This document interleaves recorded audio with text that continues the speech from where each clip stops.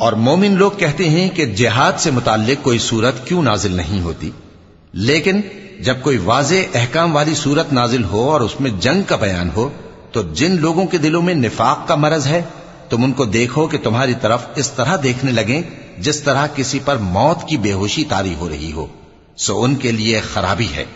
خوب کام تو فرما برداری اور پسندیدہ بات کہنا ہے۔ پھر جب جہاد کی بات پختہ ہو گئی تو اگر یہ لوگ اللہ سے سچے رہنا چاہتے تو ان کے لیے بہت اچھا ہوتا۔ سو اے منافقو، عجب نہیں کہ اگر تم حاکم ہو جاؤ تو ملک میں خرابی کرنے لگو اور اپنے رشتوں کو توڑ ڈالو۔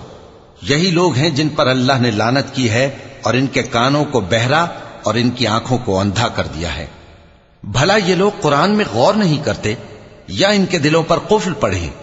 جو لوگ راہ ہدایت ظاہر ہونے کے بعد پیٹ پھیر گئے، شیطان نے یہ کام ان کو اچھا کر کے دکھایا اور انہیں لمبی عمر کا وعدہ دیا۔ یہ اس لیے کہ جو لوگ اللہ کی اتاری ہوئی کتاب سے بیزار ہیں یہ ان سے کہتے ہیں کہ بعض کاموں میں ہم تمہاری بات بھی مانیں گے، اور اللہ ان کے پوشیدہ مشوروں سے واقف ہے۔